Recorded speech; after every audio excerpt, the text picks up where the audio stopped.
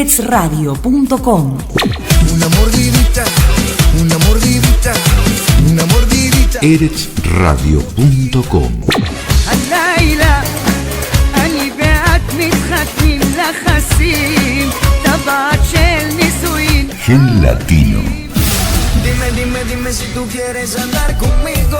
No tiene caso que sea tu amigo. Y si no quieres solo dame un rato, baby, pero sin ningún contrato. Y dime si tú quieres. Gen Israelí. אמורי שראו אותך באיזו מסיבה בחיפה בשעות הקטנות של הלילה Una mezcla perfecta. שאת כבר שלו.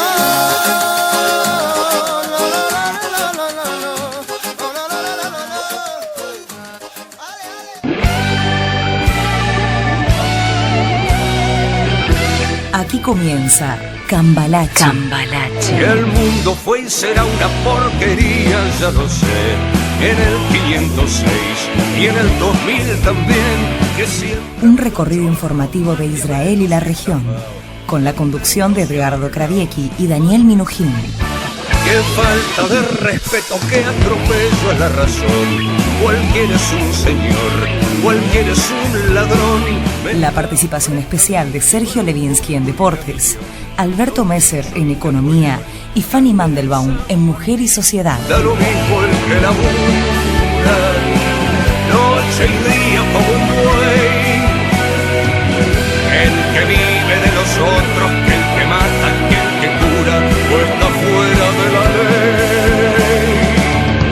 El que vive de las minas, que el que afana, que el que cura, o está... Cambalache. Hola, buen día, Edgardo, ¿cómo andás? ¿Qué tal en esta semana de Sukkot? ¿Cómo estás, Daniel? Bien, muy bien. Vamos directamente al tema del día, que te parece es muy apasionante, la verdad que... Muy polémico, y a la vez lo vamos a dividir en dos. Una parte hoy y otra parte mañana, porque hay mucho para decir. Es decir, al final tenemos que poner a continuación en el siguiente capítulo. Bueno, el famoso BDS. ¿Qué es el BDS? El BDS, que llama al boicot, desinversiones y sanciones a Israel, de ahí las letras iniciales, es un movimiento palestino nacido dentro del propio territorio israelí, fundado por Omar Barghouti, que es de la ciudad de San Juan de Acre. Es decir, nacido en Israel, un árabe israelí lo fundó. Entre otras lindezas, tilda a Israel de estado de apartheid inspirado en la Sudáfrica de la segregación. Así empezamos. Wow. Y de cometer crímenes de guerra contra los palestinos. En uno de los lugares de la Unión Europea donde mayor trascendencia y repercusión ha tenido este movimiento, ¿sabes dónde es? No. En España. Ah, mira vos. ¿Qué pretenden de Israel entonces con esto? El BDS pide el fin de la ocupación militar israelí, que comenzó en 1967 en todos los territorios palestinos, y critica fuertemente cómo se ha creado el Estado de Israel. Es decir, se mezcla la ocupación con casi un no reconocimiento a la existencia de Israel, porque lo acusan de cercenar todos los derechos de quienes habían nacido aquí anteriormente. Los árabes de Palestina, que quedaron luego como la minoría árabe israelí cuando se fundó el país.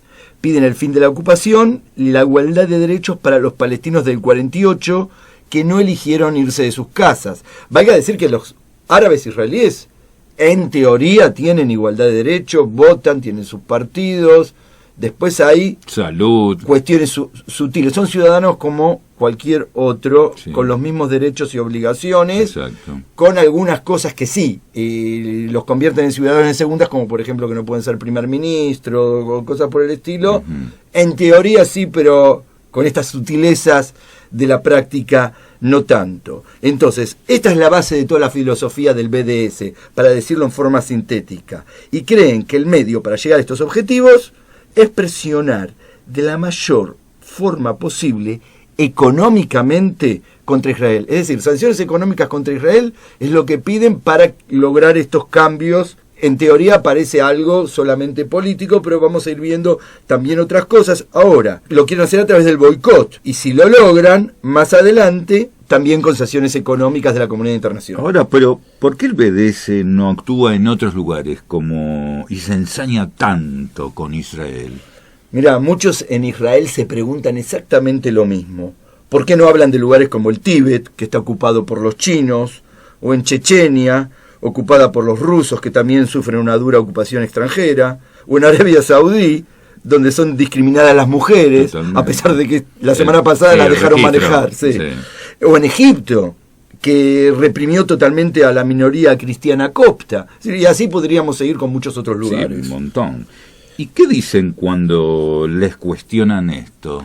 Mira, la respuesta del BDS es que represiones y ocupaciones que se realizan en otros sitios no tienen nada que ver con lo que se está hablando acá, porque ellos hablan solamente de Israel, porque nacieron dentro de Israel y no ven otras cosas, se dedican a esto. Que se trata solamente de lo que atañe a Israel con respecto a los palestinos. Israel, palestino. Conflicto entre israelíes y palestinos. Consideran que desde el día de su nacimiento, Israel ha reprimido al pueblo palestino. ¿Cómo se ve este boicot desde los partidos políticos israelíes? Lógicamente que más allá de que para la derecha israelí el BDS es más o menos un vocablo equivalente a un improperio, fuera de las excepciones en todo el arco político de Israel, de derecha a izquierda, se ve al BDS como una agrupación cuyo designio es delegitimar a Israel como país, ante todo, y que todo el resto es un pretexto, y que brega para que deje de existir tal cual como es. Los movimientos sociales y ONGs de Israel, salvo algunas excepciones, están todos en contra del BDS.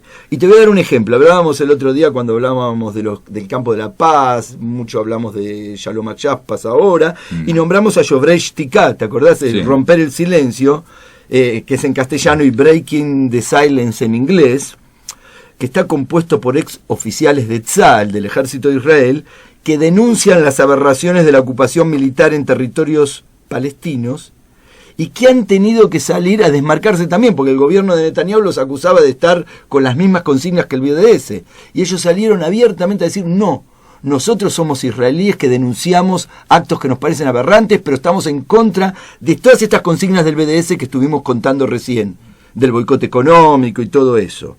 Okay. Y luego de haber sido acusados de cooperar con actividades fuera de Israel con el BDS por el gobierno de Israel, tuvieron que desmarcarse de esta manera. Dale. Pero tanto romper el silencio como el BDS hablan de ponerle fin a la ocupación. Sí, parece que están diciendo lo mismo, me decís, ¿no? Claro. Mira, romper el silencio tiene un problema con este mensaje del BDS porque suena parecido. Y lo mismo sucede con muchas otras agrupaciones y partidos de derechos humanos y de la izquierda israelí que coinciden con el mensaje de acabar con la ocupación. Pero a veces una media verdad es peor que una mentira, y hay que tener mucho cuidado con esto.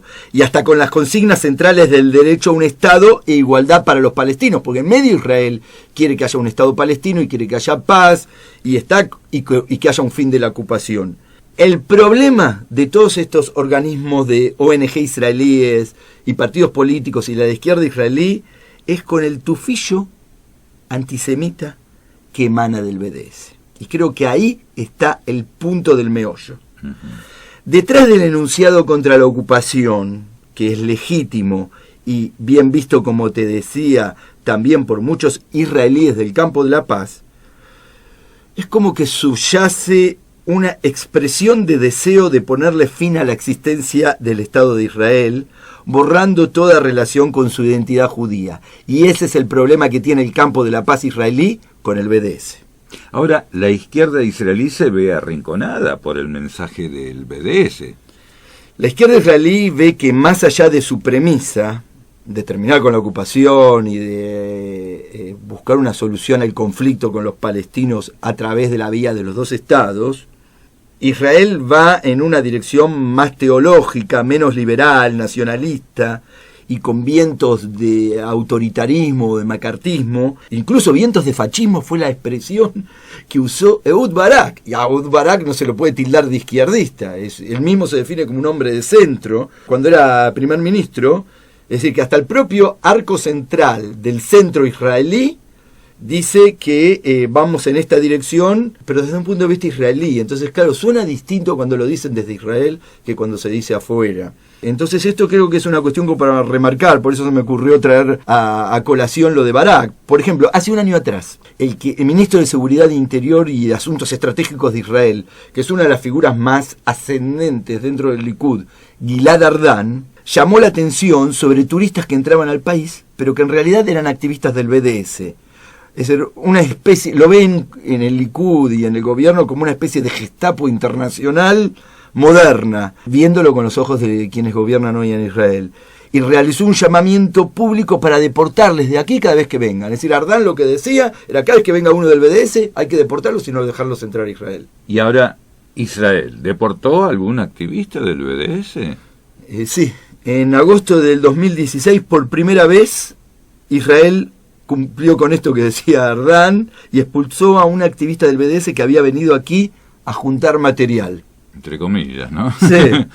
Se trata de la militante suiza Rita Fay, quien en visitas anteriores ya hacía actividades de provocar a los soldados, les gritaba cuando pasaban algún checkpost, etcétera, en la zona de Jericó, para que reaccionaran y después poder vender los clips a los medios que titulaban más o menos cuando decían que cómo agrede al ejército de Israel esta activista, a pobres manifestantes pacíficos como Rita. Claro. ¿Ok? Esa era la historia. Bueno, Daniel, mañana vamos a seguir con esto del BDS. Hoy quisimos contar de qué se trata el BDS. Es muy interesante, porque hay mucha gente que no sabe lo que es. Todo el tiempo escuchan BDS, entonces nosotros queremos contar lo más objetivamente posible quiénes son. Pero acá hay una sorpresa en lo de mañana, porque vamos a hablar y vamos a contar quiénes son los que apoyan al BDS desde otro ángulo, el de los israelíes.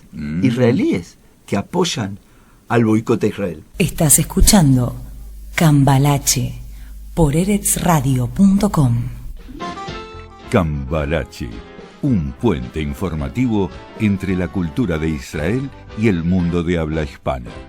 Que el mundo fue y será una porquería, ya lo sé. En el 510 y en el 2000 también, que siempre ha habido chorros, maquiavelos y estafados, contentos y amargados, valores y doble, pero que el siglo XX es un despliegue de maldad insolente, ya no hay quien lo niegue. Vivimos revolcados en un merengue y en un mismo lodo, todos manoseados. Estamos aquí con Gabriela Acher, uruguaya, con carrera en Argentina, actriz, guionista, humorista de ascendencia judía, que vive desde la década del 60 en Buenos Aires, es decir, que ya sos más argentina que uruguaya. ¿Qué tal, Gabriela? ¿Cómo estás? Buenos días. Hola, buenos días. Muy bien, gracias por llamar. Feliz porque ya estoy por viajar en cualquier momento. Voy a estar por ahí con ustedes. Claro, vas a estar los días 17 en Ranana, 24 en Jerusalén, el 26 en Kiryat Motzkin, presentando Algo sobre mi madre, todo sería demasiado. Así es, exactamente. Es uno de los espectáculos que escribí siempre sobre mis libros. Vos sabés que yo tengo 5 libros editados, de los cuales Algo sobre mi madre, todo sería demasiado, fue uno de ellos, exitosísimo por supuesto, todos fueron bestsellers. Y en este encaro el tema de la maternidad, que es un tema insoslayable en la vida de todas las mujeres, y más todavía en la vida de una hija de madre judía y de una madre judía a su vez como soy yo. Y esto tiene que ver, porque ponés todo sería demasiado, porque las mujeres judías tienen demandas exacerbadas. Bueno, a mí me gusta definir a mi madre como que ella era una persona que estaba siempre muy preocupada. Entonces yo la defino así: mi madre me dejó este mensaje en el contestador: andá preocupándote, después te explico. ¿Y qué te explicó después? Nada, por supuesto. El tema era la preocupación siempre. No, pero otra de las cosas que tiene la madre judía, que es un 50% de sobreprotección y un 50% de crítica. Entonces, otra de las frases con la que defino a mi mamá es: mi hija es perfecta, pero yo la puedo mejorar. Si no, ¿para qué estoy? Muy bien. ¿Y esto va a ser lo que presentás en Israel? Esto va a ser lo que presento en Israel. Algo sobre mi madre, todo sería demasiado. Que ya te digo, es una especie de ensayo muy delirante sobre la maternidad y sobre todo comparando lo que fue la maternidad de mi madre hacia mí, que fue en una época anterior al psicoanálisis, o sea que los padres no se preocupaban por las cosas que le dijeran a los hijos, le decían todo lo que les venía en gana porque no tenían demasiada conciencia de la que nos trajo después el psicoanálisis, de todo lo que ellos nos dijeran, las consecuencias que podían tener en los hijos. Y después también hablo de mí como madre, que fue otra época después, posterior al psicoanálisis, y con la diferencia de la tecnología entre la generación mía y la de mi hijo, que también eso provocó otro cambio de paradigma, y todos para que hacernos sufrir más a las madres. Y decime, ¿todo esto fue después del amor en los tiempos del colesterol? Sí, el amor mira, mi primer libro se llamó La guerra de los sexos está por acabar. El segundo fue El amor en los tiempos del colesterol, del cual también tengo un espectáculo. El tercero fue algo sobre mi madre, todo sería demasiado. Fue el cuarto. En el interín tuvo otro que se llamó Si soy tan inteligente, ¿por qué me enamoro como una idiota? Y ahora el último, que saqué el año pasado, se llama ¿Qué hace una chica como yo en una edad como esta? ¿Qué hace? Y lo que puede. Bueno, no sos tan distinto al resto. No, por supuesto que no. Creo que es un sentimiento universal el de que hay algo adentro de uno que no crece nunca y sin embargo el espejo te devuelve una imagen traicionera de vos misma. Y hablando del espejo y de las imágenes, ¿con qué imagen te quedás? ¿Con la de los caballeros de la cama redonda o con los de los doctores que las prefieren desnudas? Con ninguna de las dos. Eso fue muy al principio de mi carrera y no son películas que me representen de ningunísima manera. Ah, pero Olmedo y Porcel son casi próceres en el recuerdo de los argentinos que salimos hace muchos años ahí.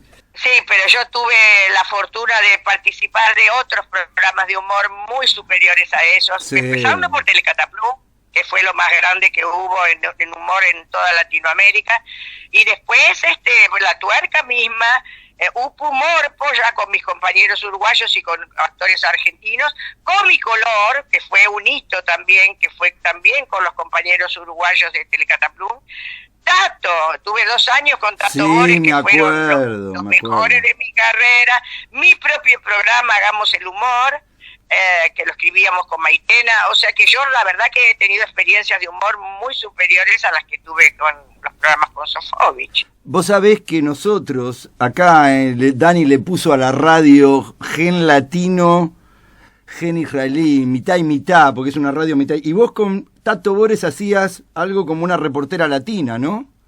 Mirá, empecé haciendo una encuestadora, porque era época de elecciones, que fue cuando después ganó Menem. O sea que empecé haciendo una encuestadora que siempre le venía a protestar a Tato porque ella quería ser famosa y quería poner su cara en la televisión y Tato siempre la echaba. Entonces yo un día se me ocurrió decirle, ¿usted sabe lo que es? Usted es un machista leninista. Y le gustó tanto esa frase que empezó a girar todo el personaje, empezaron los autores que eran los hijos de Tato, empezaron a girar todo el personaje de la encuestadora hacia una feminista loquísima que terminó fabricando machos en una bañera con un polvito como para hacer un jugo de naranja, pero ella fabricaba machos. O sea que terminó siendo un programa, un personaje loquísimo que tenía una agencia de taxi boys y que le quería colocar un taxi boy a Berta, la esposa de Tato. Una loca total, pero muy divertida. De hecho, gané el Martín Fierro por ese trabajo. Y de las películas más recientes, yo recuerdo que estuviste también en Sol de Otoño, ¿no? Y en Esperando al Mesías. Sí, preciosa preciosas películas. Sol de Otoño, una de mis preferidas. Esperando al Mesías también estuve. Sí, estuve en Cohen versus Rossi. Estuve en la última que hice, se llamó Mi Primera Boda, con Natalia Oreiro. En el 2011. En la cual hacía... En el 2011, exacto, sí. ¿Y de todas cuál elegirías? De todas, ¿cuál elegirías? A ver, Sol de Otoño creo que es mi preferida. Es una preciosa película, redonda, hermosa, dirigida por Miñona, que era un gran director. Es una película muy tierna que me gustó mucho. Esperando al Mesías también me pareció hermosa. Qué sé yo. También hice Señora de Nadie con María Luisa Bember. Claro, esa es muy buena película, yo la recuerdo. Hermosa película de María Luisa Bember, era una directora extraordinaria, yo la amé. Sí, estuviste con Rani y con Luisina Brando ahí, ¿no? Así es. Y China sí, Zorrilla. Chávez. Claro. No, China qué elenco, China Zorrilla no estaba. ¿No estaba Julito China Chávez Zorrilla? estaba. ¿Y No, Susupe Coraro? No. Susu sí estaba. Bueno, te propongo una cosa, vamos a hacer una pausa musical y seguimos conversando contigo. Estamos aquí con Gabriela Acher, humorista, actriz, guionista, una personalidad del espectáculo argentino, latinoamericano y ahora, dentro de poco, en Israel.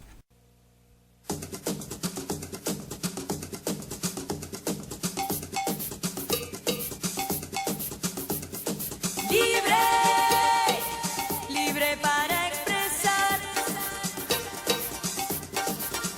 lo que siento en el corazón, no tengo que callar. Tienes esa libertad también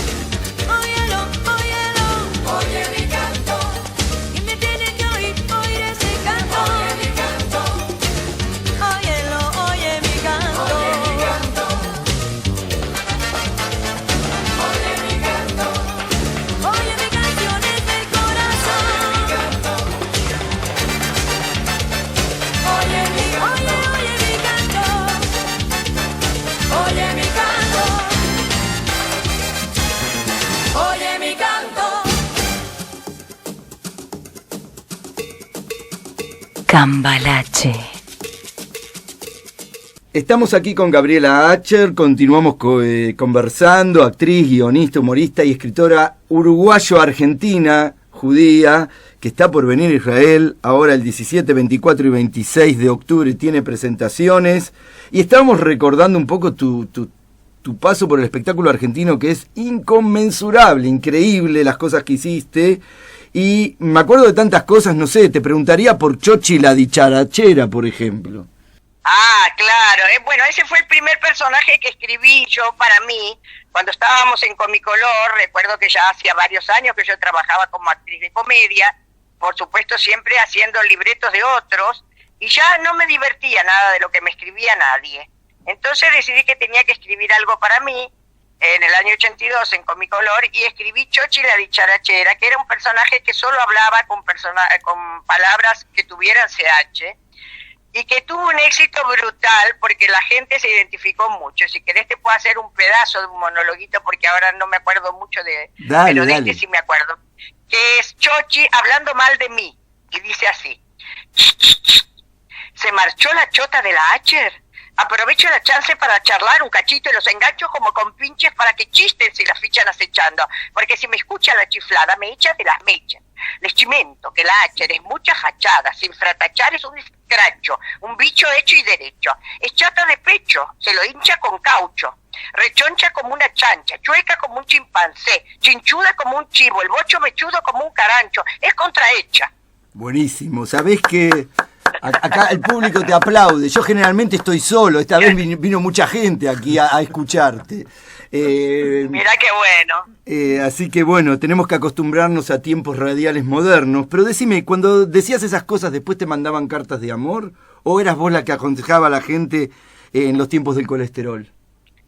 No, todo está escrito por mí, nadie me mandó ninguna carta porque yo no soy una consejera verdadera, ni mucho menos. ¡Ay, lo parecías!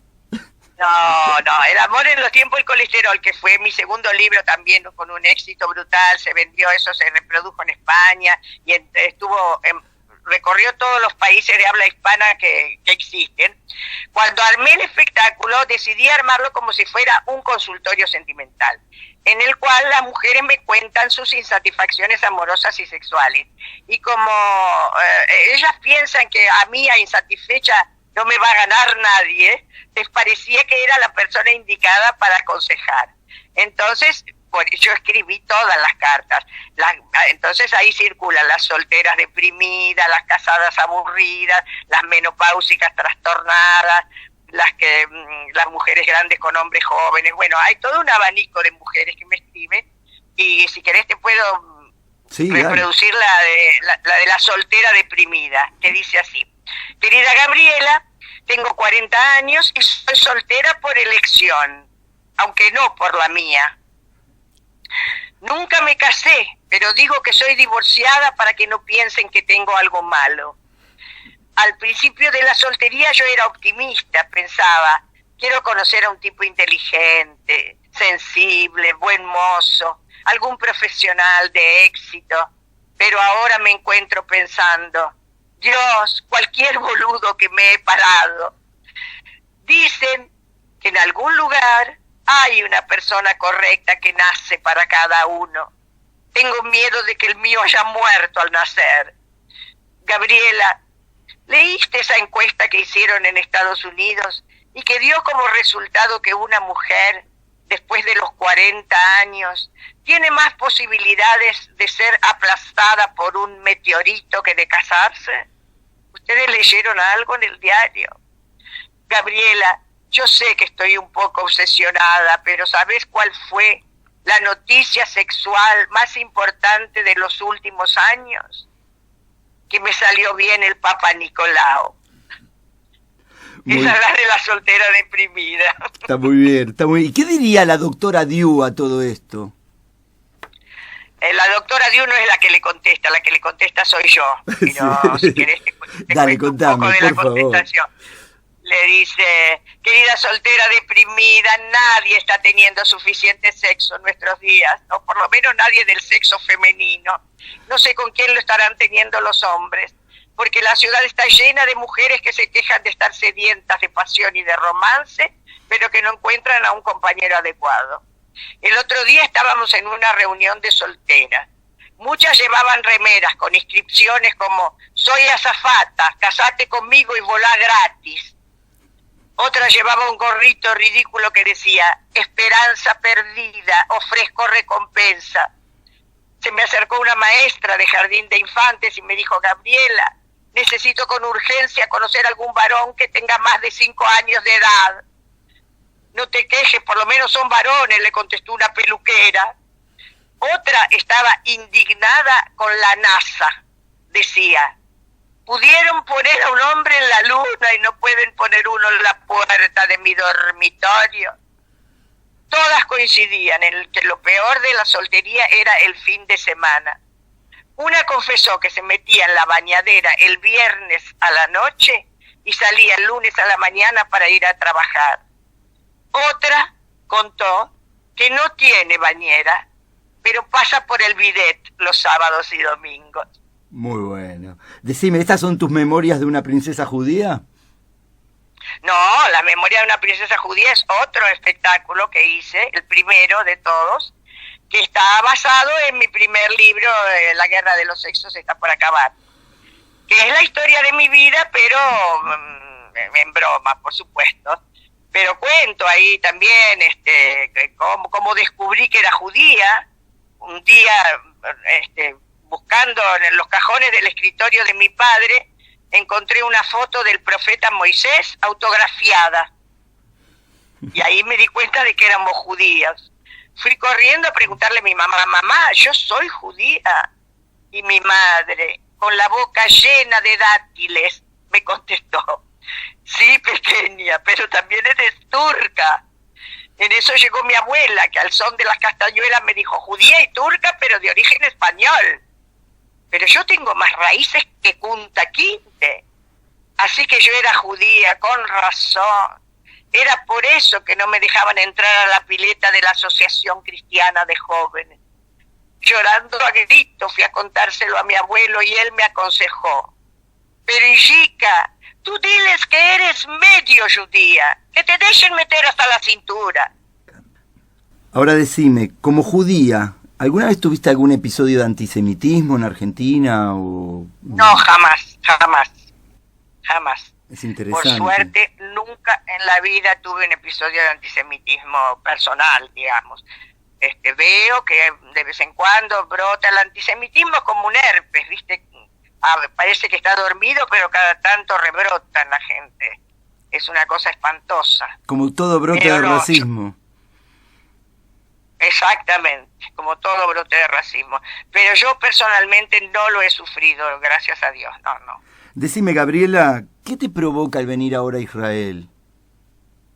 Y bueno, es una emoción muy grande porque no te olvides que yo soy hija de Jajam. Mi papá era el Jajam de la sinagoga sefaradí, o sea que yo pasé toda mi infancia yendo a la sinagoga a ver oficiar a mi papá en los casamientos, en los bautismos, en todas las festividades judías. ¿En Positos? Y no, en la Ciudad Vieja, en la colectividad sefaradí. En la calle, ahora no me acuerdo, la calle Buenos Aires creo que quedaba, sí. Incluso cuando mi papá se murió lo velaron ahí. Entonces pienso en mi papá cuando pienso en ir a Israel, pienso en lo orgulloso que estaría, en lo contento que estaría de saber que yo voy a estar trabajando en Israel para los judíos, para mi gente. ¿Y es la primera vez que vienes? Sí, la primera. Espero que no sea la última. Por supuesto. Así que bueno, bienvenida. Recordamos que vas a estar el 17 de octubre en Ra'anana, el 24 en Jerusalén, el 26 en Kiryat Motzkin, presentando Algo sobre mi madre, Todo sería demasiado, en un espectáculo producido por Miguel Jacobi de Pentagrama Producciones. Así es, bueno, exactamente. te esperamos, te veremos por aquí y seguimos disfrutando de tu voz, de tu talento, de todo lo que escribiste que es tan lindo, de todo lo que actuaste que tanto recordamos. especialmente los que estábamos pegados a Upumorpo, a La Tuerca y a Telecataplún en su momento. Bárbaro, bueno, muchísimas gracias, ya nos vemos pronto, gracias por llamar. No, al contrario, gracias a vos por habernos atendido desde Buenos Aires y bienvenida a Israel en los próximos días cuando llegues. Muchas gracias, hasta pronto. Estás escuchando Cambalache por eretzradio.com. Cambalache, un puente informativo entre la cultura de Israel y el mundo de habla hispana. Que el mundo fue y será una porquería, ya lo sé. En el 510 y en el 2000 también, que siempre ha habido chorros, maquiavelos y estafados, contentos y amargados, valores y doble, pero que el siglo XX es un despliegue de maldad insolente, ya no hay quien lo niegue. Vivimos revolcados en un merengue y en un mismo lodo todos manoseados.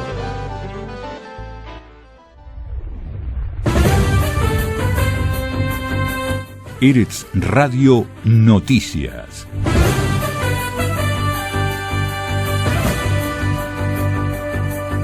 Todo el tiempo informando en tu idioma.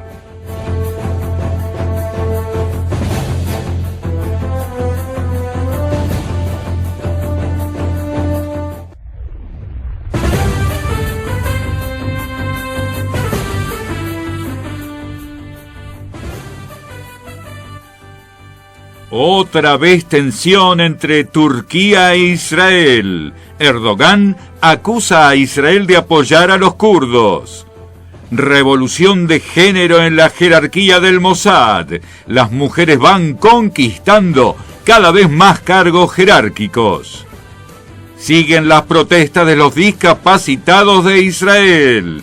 No hay acuerdo para ayudarles en su sustento.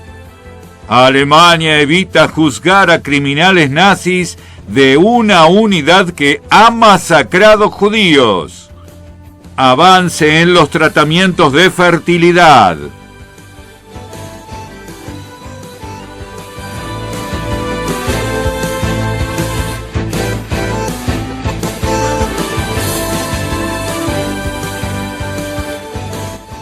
El presidente de Turquía, Erdogan, acusa a Israel diciendo que el Mossad está involucrado en el referendo kurdo.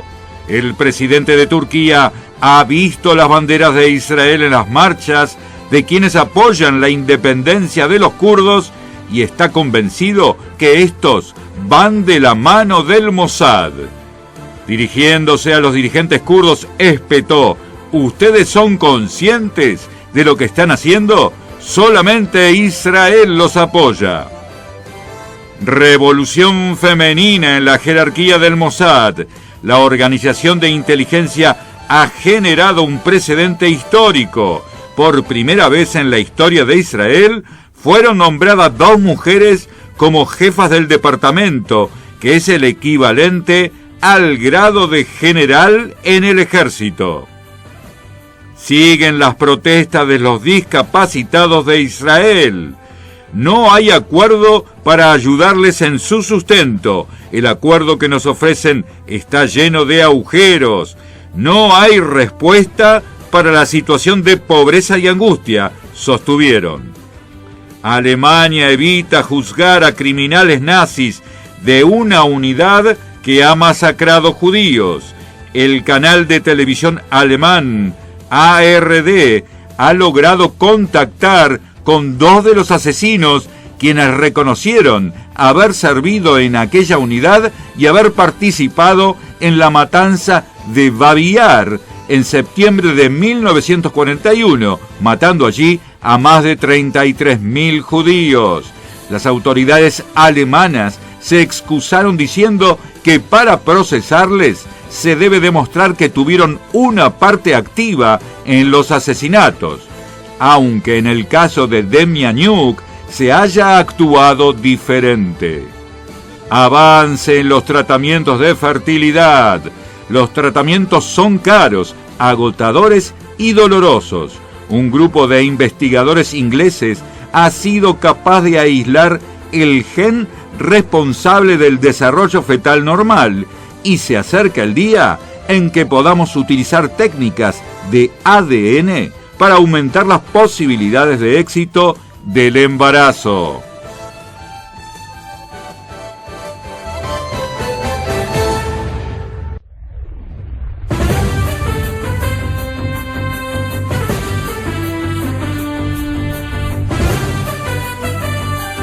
Hasta aquí, Eretz Radio Noticias.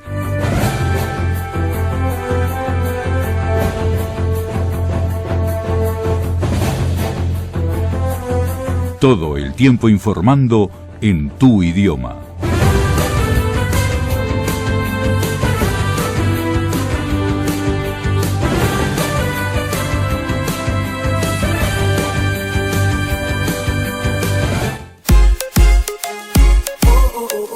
eretzradio.com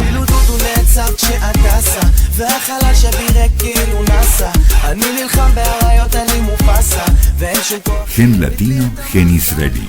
Una mezcla perfecta. Eretz Radio. Desde Rishon LeZion, Israel, transmite las 24 horas por fibra óptica. eretzradio.com.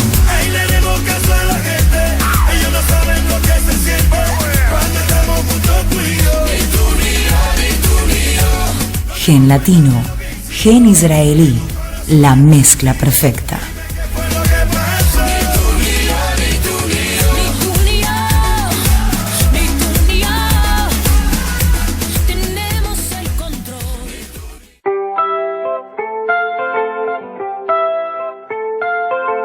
מדינה בפיתה, בול מה שרצית. מדינה בפיתה, מדינה בפיתה, בול מה שרצית. מדינה בפיתה, יש בה שמש וגם ים, יש בה שלג ומדבר. את הים לוקחים מלאים, הכסף למדבר הולכים רק הצדיקים. ובפרלמנט מעל ליצנים ועוד 20 סטנדאפיסטים. זה עושה לביתו והוא לאשתו, אותי ממטר הם לא סופרים. מדינה בפיתה, בול מה שרצית. מדינה בפיתה, מדינה בפיתה, בול מה שרצית. מדינה בפיתה, השכנה עליי צועקת ולכן היא תמיד צודקת.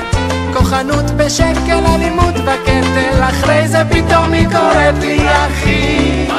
ראש ממשלה תחמן, נשיא שולח ידיים, קבלנים לרוב שגונבים את הנוף, ניצולים מחדדים בפחים. מדינה בפיתה, בול מה שרצית. מדינה בפיתה,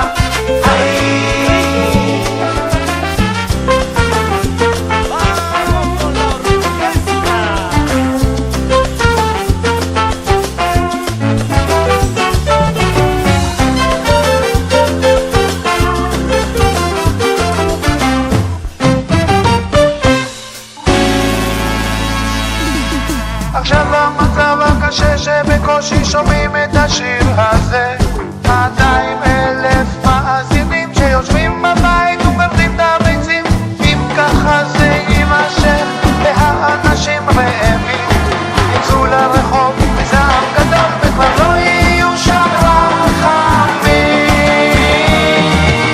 מדינה בפיתה, מנה יפה, מדינה בפיתה, 4-4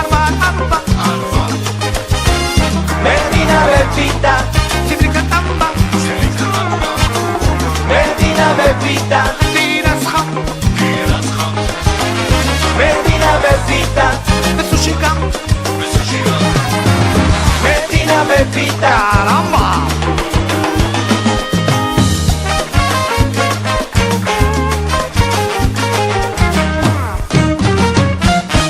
מדינה בפיתה. Estás escuchando Cambalache por eretzradio.com. Este es el informe de David Yabo, nuestro corresponsal en Barcelona para Eretz Radio. Te voy a hacer un pequeño resumen sobre esta sin duda jornada dramática vivida hoy en Cataluña. Esta mañana fui como observador, quería ver lo que estaba ocurriendo en el vecindario, aquí en la ciudad donde vivo, en Barcelona. Y quería verlo porque para informar hay que ir al lugar. Llegué a una de esas colas, esas enormes colas, hasta 2 horas estuve esperando para poder entrar en el colegio electoral. Y bueno, eso no es nada, porque había gente que incluso estuvo esperando hasta 5 horas. Esto es debido a los cortes de conexión de internet de los puntos de votación. Te explico. Debido a que de cara a la ley española el referéndum es ilegal, la policía tuvo la obligación de intervenir cerrando colegios. Debido al cierre de los colegios, el presidente catalán declaró que se activaba el censo universal, que consiste en que cualquier ciudadano catalán con derecho a voto podría ejercer su derecho a voto en cualquier colegio electoral. Ahora bien, para evitar fraudes, como por ejemplo que una persona pueda votar 2, 3 o hasta 5 veces en más distritos, en más colegios electorales, el gobierno catalán hizo uso de una aplicación para anotar a aquellos que ya habían votado. Debido a los numerosos cortes de conexión a internet, la aplicación no funcionaba y nadie podía entrar a votar, y de ahí las enormes colas. Durante los momentos de espera hubo instantes muy tensos en los que los organizadores incluso pedían a los asistentes que de forma pacífica bloqueasen los accesos de las calles para evitar que la policía pudiese entrar y cerrar el centro de votación. Hasta el momento, el gobierno catalán cifra en casi 500 heridos entre policía y civiles. Imágenes dantescas de cómo decenas de policías agredían a personas de todas las edades, incluso pensionistas, así como también grupos radicales que lanzaban piedras a miembros de la policía española. Por otra parte, debido a que la policía incautó urnas y llegó a cerrar hasta 319 colegios electorales, las cifras dadas no son evidentemente el total de personas que fueron a votar. El siguiente paso de Puigdemont, el presidente catalán, será lo más probable, y siguiendo su agenda, declarar de forma unilateral la independencia de Cataluña el próximo día 3 de octubre. Cambalache, toda la información de la actualidad de Israel y la región.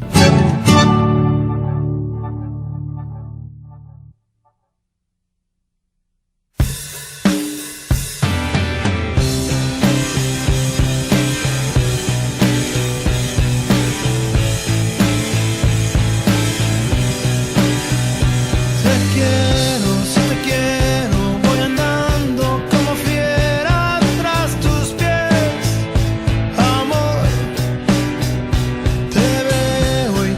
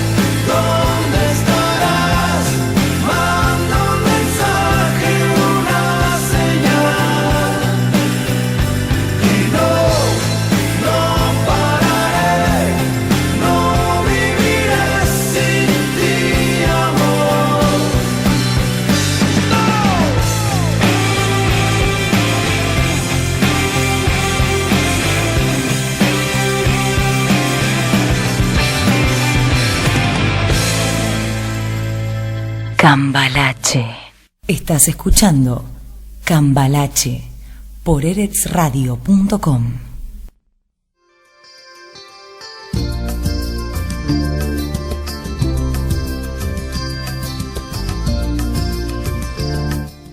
Hoy dicen los diarios. Hoy dice el periódico que ha muerto una mujer que conocí. Estamos comunicados con John Iñárritu directamente desde Barcelona. Buenos días, John. Aquí en Israel te saludamos. Estás en Cataluña ahora, ¿no? Buenos días desde Barcelona, sí. Bueno, yo más que nada te quería preguntar, vos estás en las elecciones, estuviste en el referéndum como observador, ¿estuviste como observador internacional o siendo vasco o como observador español? La categoría que teníamos ayer era de visitantes, porque como bien indicas, yo tengo ciudadanía española, soy representante, soy miembro del Senado en España, por lo cual yo no puedo ser observador internacional, pero sí, al ser un cargo público, pues estaba aquí para reportar todo lo que vea. Yo hoy mismo registraré varias iniciativas en el Senado para interpelar al gobierno por las durísimas imágenes que ayer vimos en las calles de Barcelona. ¿Te parece que va a haber guerra civil? No. La sociedad catalana es una sociedad muy cívica, muy pacífica, ejemplar, diría yo, en Europa, por lo que ante la dura, la brutal, la autoritaria respuesta que dio ayer el gobierno de Madrid, hiriendo a más de 800 ciudadanos que simplemente querían votar sobre su futuro institucional aquí en Cataluña, pues creo que va a tener consecuencias políticas, solamente políticas, ya digo, porque la sociedad catalana es una sociedad muy pacífica, muy cívica y muy ejemplar en la Europa del siglo XXI. Pero mañana, el 3 de octubre, van a declarar la independencia. Bueno, el planning de los hechos todavía no está claro. Lo que sí parece es que va a haber una huelga general mañana, día 3, y en las próximas horas, en los próximos días, los representantes del gobierno de Cataluña llevarán el resultado del referéndum al Parlamento y el Parlamento podría tomar alguna decisión de este tipo, pero ya digo, todavía todo son especulaciones. ¿Y qué pasaría si Madrid sigue mandando esos Robocops a las calles de Barcelona? Bien, ayer España perdió una gran batalla, no solo ante la ciudadanía de Cataluña, que la tenía ya perdida hace mucho tiempo, sino ante la comunidad internacional. Veíamos cómo desde el mismo INEC en Israel señalaba que España era la vergüenza de Europa. Tenemos hoy también el titular de la CNN diciendo que España es una vergüenza en Europa. Digo, son coincidentes los titulares a nivel internacional de que lo que se vio ayer en las calles de Barcelona es un sinsentido. Por un lado teníamos a población civil votando pacíficamente, alegremente en los colegios electorales, y por el otro lado vimos esa brutalidad de policías españoles robando urnas, robando papeletas y a la vez agrediendo desde personas mayores, niños, mujeres. Un auténtico ejemplo de brutalidad y un auténtico sinsentido en la Europa del siglo XXI. ¿Y podríamos decir que es la versión del siglo XXI del franquismo, como se hacían montajes de fotos en internet mostrando la represión franquista y la de los Robocops ayer en Barcelona?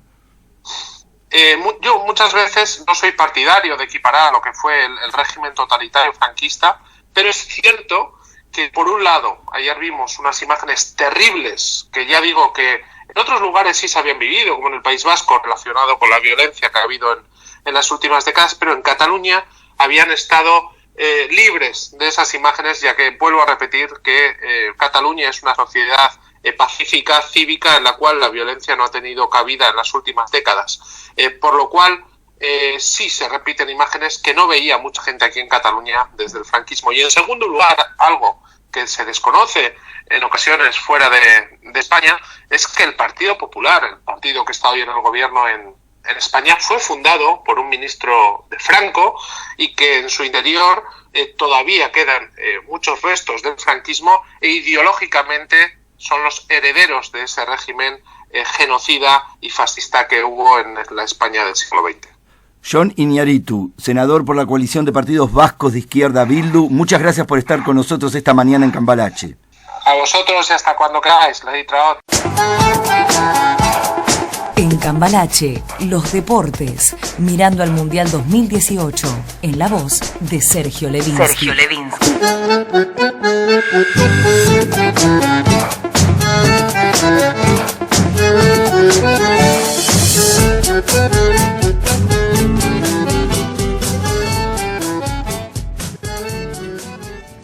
El de ayer, domingo 1 de octubre, no fue un día más para la historia de Cataluña.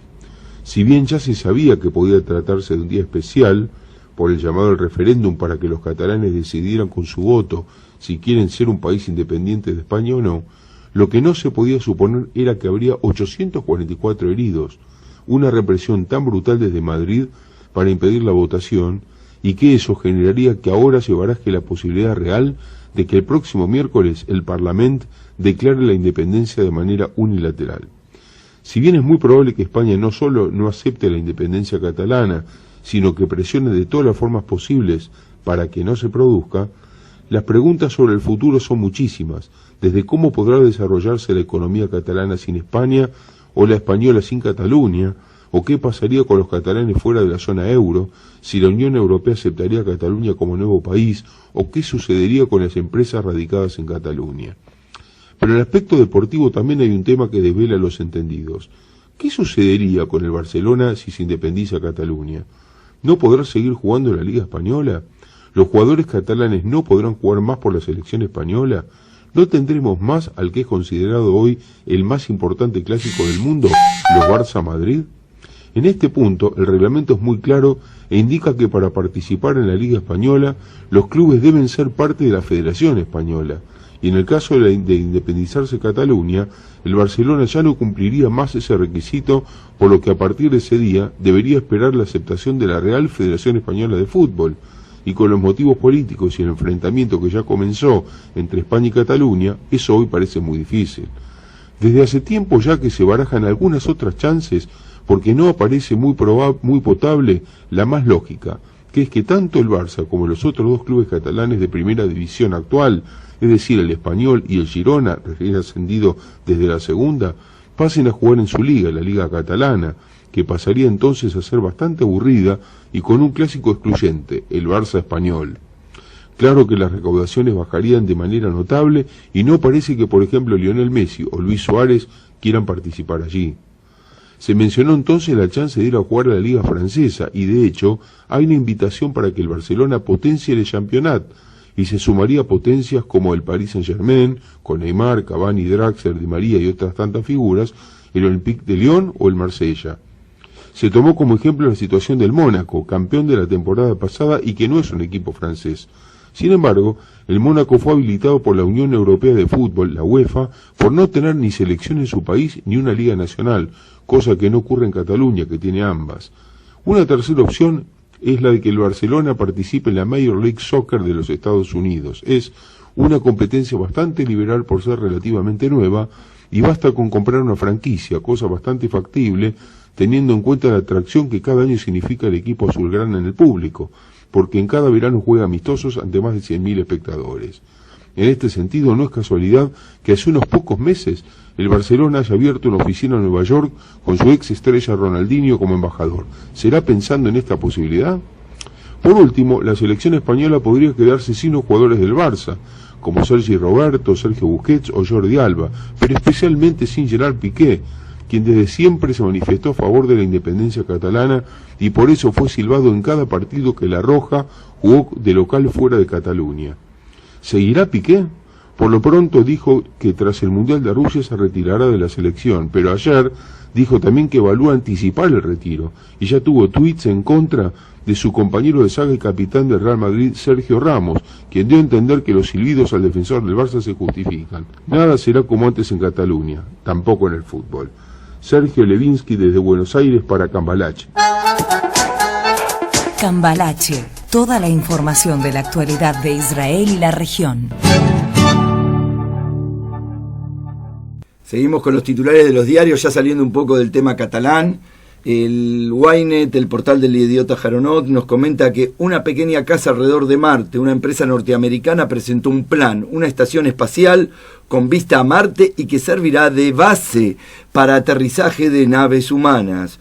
Otro titular: me siento como un perro encerrado en casa, dice una anciana sobreviviente del Holocausto que no puede salir por no tener dinero en Israel. Su marido duerme en el comedor en una cama que encontró en la calle. Titular de Ynet de portada.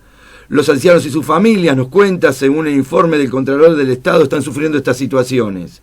Lucha contra el boicot del BDS, otro titular del Ynet. En la cultura, en la academia, en los productos made in Israel, etc., en el mundo llaman a boicotear a Israel en todo campo posible, pero también ustedes tienen armas para combatirlo, nos dice el Ynet del idiota Jaronot. También otros titulares de la Haaretz, de estar en una burbuja futura junto a Netanyahu. El titular principal dice que Cajalón, el ministro de Economía, se compra una póliza de seguro. También hablan, del tema catalán, como todos lo que habíamos comentado antes, y hablan de la persecución de homosexuales en Azerbaiyán, y dicen en este titular de tapa que decenas de personas fueron detenidas y torturadas por su orientación sexual. El diario Maariv, en titular de tapa, lo mismo a favor de los catalanes, lo mismo todos. Y vamos a dejarlos hoy con una frase de Gabriel García Márquez. Con el tiempo todo pasa. He visto, con algo de paciencia, a lo inolvidable volverse olvido y a lo imprescindible sobrar.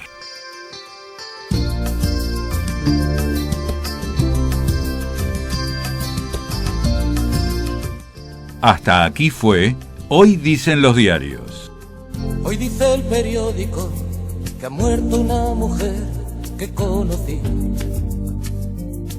que ha perdido en su campo el Athletic y que ha amanecido nevando en París.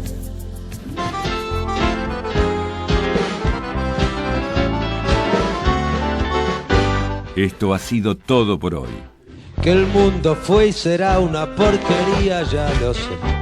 Mañana, de 7 a 8, Y en el 2000 también, que siempre nos volveremos a encontrar Maquiavelo sienta en Cambalache por eretzradio.com. pero que el siglo XX es un despliegue de maldad insolente, ya no hay quien lo niegue. Vivimos revolcados en un merengue y en un mismo lodo todos manoseados. Cambalache.